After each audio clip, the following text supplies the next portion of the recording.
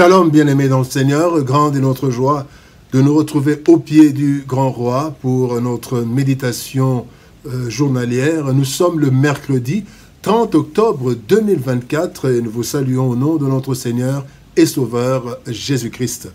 Pour notre méditation de ce jour, nous allons lire un texte dans la lettre de Paul aux Galates. Galates chapitre 1er, nous lirons le verset 10 dans la version Louis II. Voici ce que déclarent les Écritures. Et maintenant, est-ce la faveur des hommes que je désire ou celle de Dieu? Est-ce que je cherche à plaire aux hommes? Si je plaisais encore aux hommes, je ne serais pas serviteur de Christ. Quelle faveur!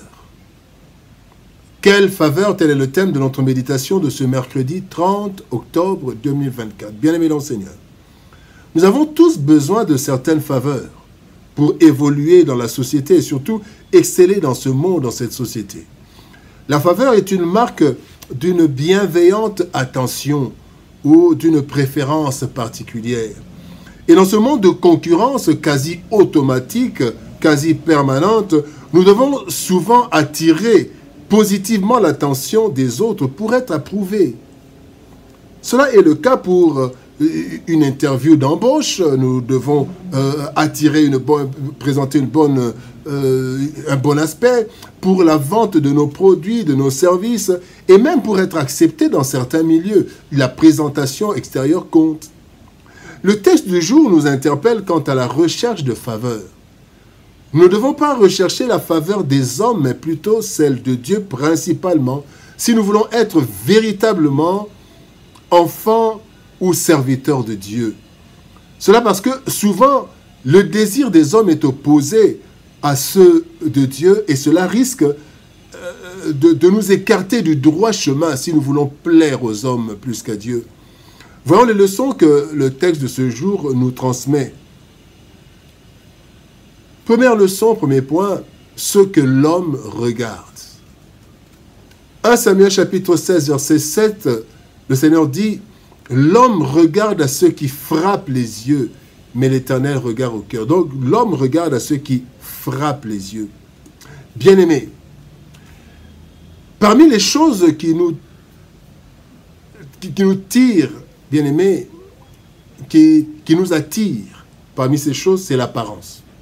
L'apparence nous attire, humainement parlant. Plusieurs ont été victimes de l'apparence. Mais parce que l'apparence attire, mais l'apparence peut aussi tuer. Plusieurs ont été victimes de l'apparence dans ce monde qui aime paraître plus que être. Et cet attrait vers l'apparence engendre plusieurs méfaits, tels que par exemple le mensonge et l'escroquerie, parce que nous voulons plaire aux hommes.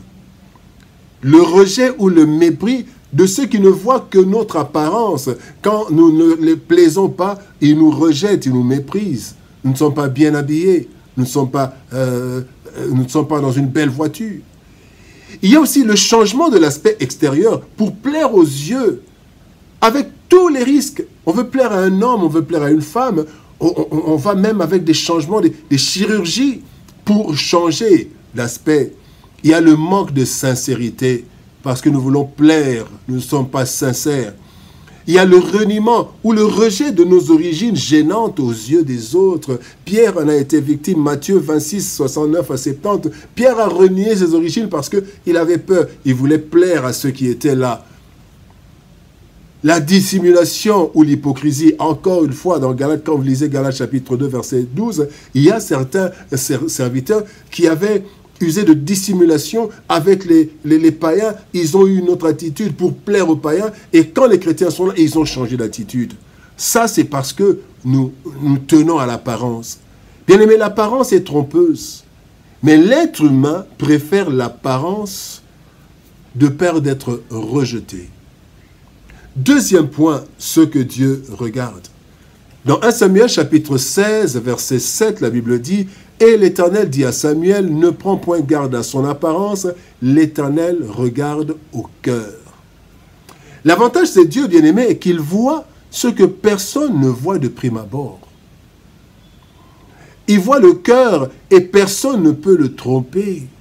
On ne peut pas tromper Dieu avec une belle veste, avec une belle façon de parler, non. Voici quelques versets intéressants à ce sujet. Matthieu 15, 8, le Seigneur dit, « Ce peuple m'honore des lèvres, mais son cœur est éloigné de moi. » Louange, adoration, mais un cœur éloigné de Dieu. Matthieu 9, 4, « Et Jésus, connaissant leurs pensées, dit, « Pourquoi avez-vous de mauvaises pensées dans vos cœurs ?» Il voyait déjà le cœur. Mais celui qui a fait le cœur le connaît parfaitement et sait le voir clairement. Dieu regarde le cœur, car c'est là que se trouve la vraie personnalité. Selon qu'il est écrit dans Proverbes chapitre 4, verset 23, « Garde ton cœur plus que toute autre chose, car de lui viennent les sources de la vie. » Le cœur. Si le monde nous traite selon notre apparence, Dieu nous traite selon notre être intérieur, car on peut changer facilement d'apparence extérieure, mais ce que nous sommes, on le change difficilement, et surtout pas devant Dieu. Le troisième point, Dieu a le dernier mot. Genèse chapitre 39, versets 4 et 21. Verset 4, il est dit, « Joseph trouva grâce aux yeux de son maître, qu'il employa à son service, l'établit sur sa maison et lui confia tout ce qu'il possédait. » Verset 21, « L'Éternel fut avec Joseph et il attendit sur lui sa bonté.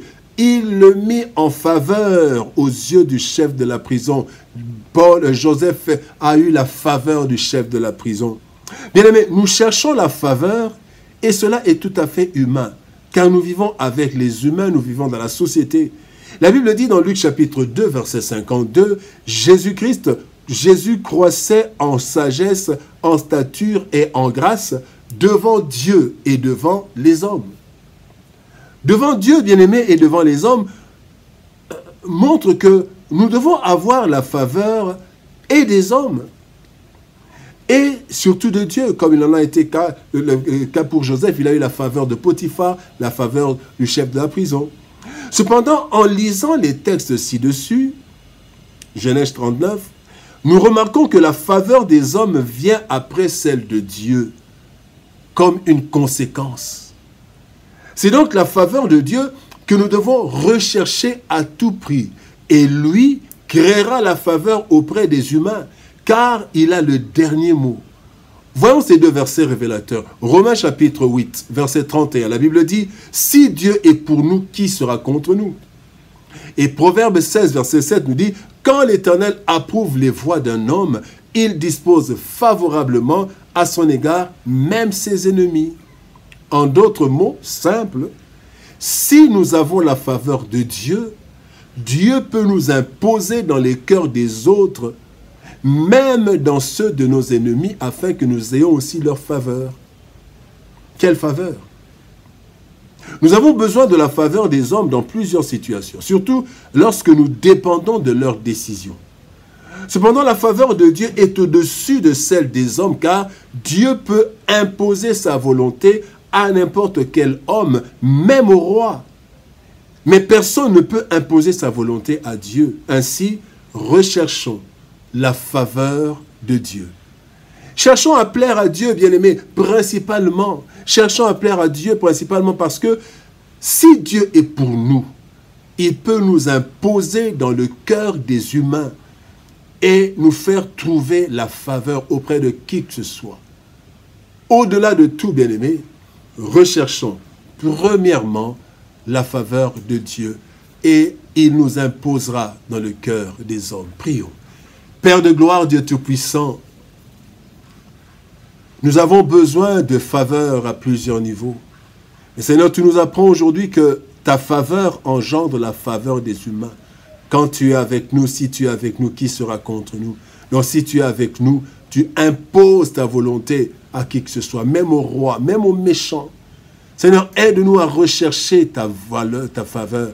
Aide-nous à rechercher ta faveur en marchant dans la sanctification, dans la méditation de ta parole, dans la vie de prière. Aide-nous, Seigneur, à rechercher ta faveur. Et si nous avons ta faveur, éternel Dieu, c'est toi qui nous imposeras dans n'importe quel cœur. Et nous trouverons faveur, la faveur et grâce auprès des hommes qui ont une décision sur nous. Bénis ta parole, éternel Dieu de gloire, et bénis ton peuple. Aide-nous à chercher ta faveur plus que la faveur des hommes. Au nom de Jésus-Christ, nous prions ainsi, Père. Amen.